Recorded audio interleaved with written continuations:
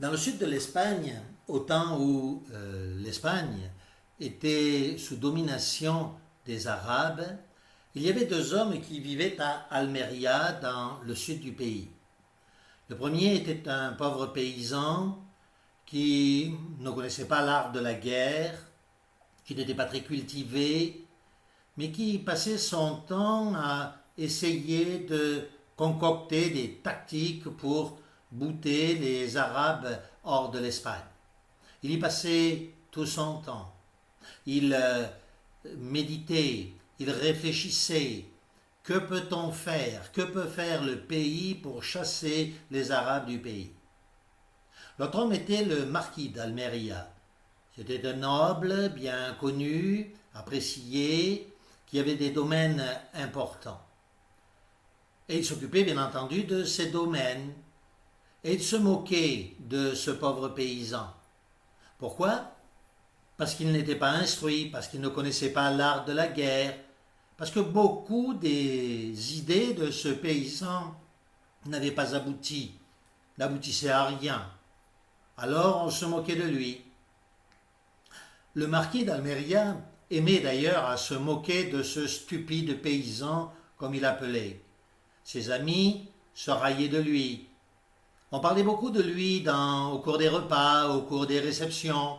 C'était un sujet de plaisanterie connu dans la région. Pour qui se prend ce stupide paysan, disait le marquis d'Almeria. Un de ses convives ajouta, il paraît qu'il a même écrit des livres.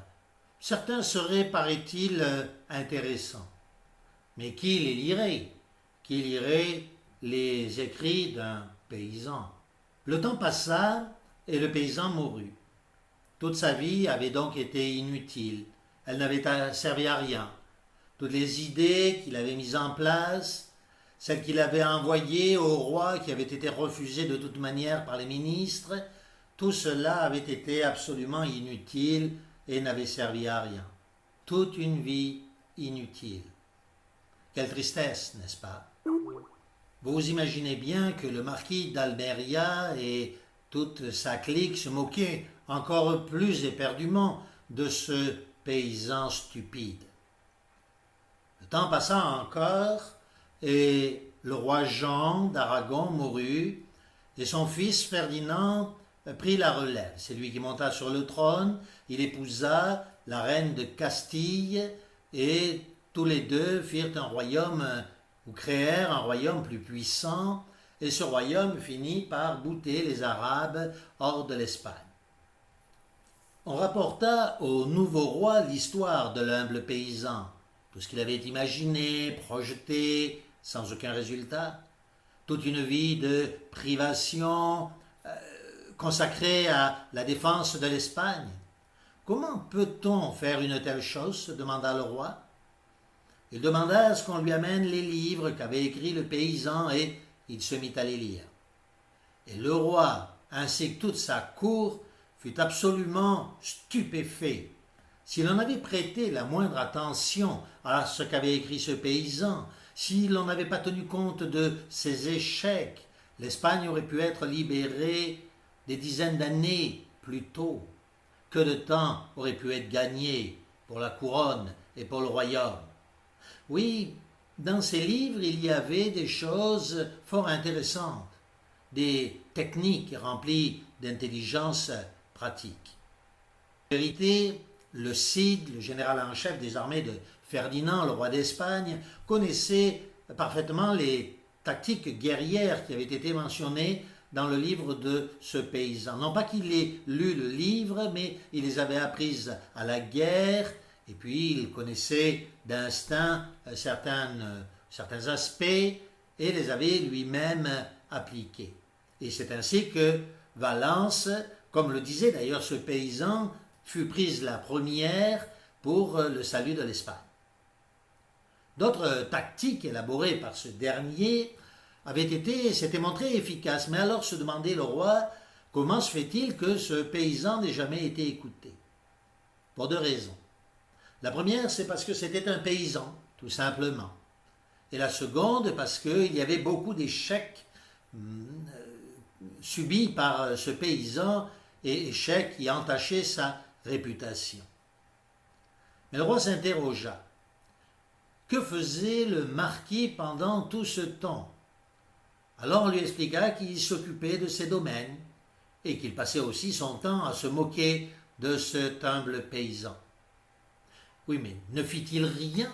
N'essayait-il pas de l'aider, de le soutenir, de corriger peut-être certaines de ses erreurs pour que l'on puisse vaincre les Arabes et restaurer la royauté? Eh bien non, le marquis n'avait rien fait de tout cela. Il s'était contenté de se moquer de ce paysan. Alors le roi, furieux, révoqua le privilège du marquis et le remit à la place au paysan. Ce fut le paysan qui fut nommé marquis. Les descendants du marquis furent enlevés de leur principat et le principat fut remis aux descendants de notre paysan.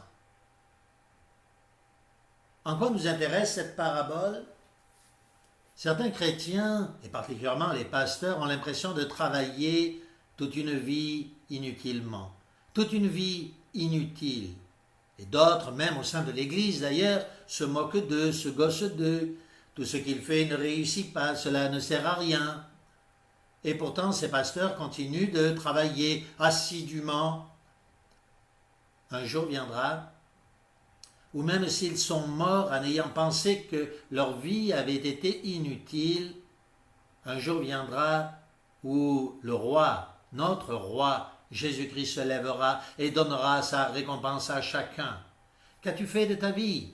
Elle était inutile, elle n'a servi à rien, mais tu as travaillé pour mon nom. À toi, la bénédiction. Tu t'es moqué de lui. Tu ne lui es pas venu en secours, tu ne l'as pas aidé, tu n'as rien fait, sinon que critiquer du haut de ta place. Tu auras perdu tous tes privilèges. L'Écriture ne dit-elle pas, pour un verre d'eau qu'un homme donne à quelqu'un parce qu'il est un serviteur de Dieu, cet homme recevra pour avoir donné ce verre d'eau une récompense de prophète. Nous vous souhaitons qu'il en soit ainsi pour vous dans votre vie. Cessons de critiquer, cessons de juger et mettons-nous au travail. Et plus que cela, aidons ceux qui travaillent, corrigeons leurs erreurs, mettons-nous au service de ceux qui travaillent, même inutilement. La récompense se cache derrière.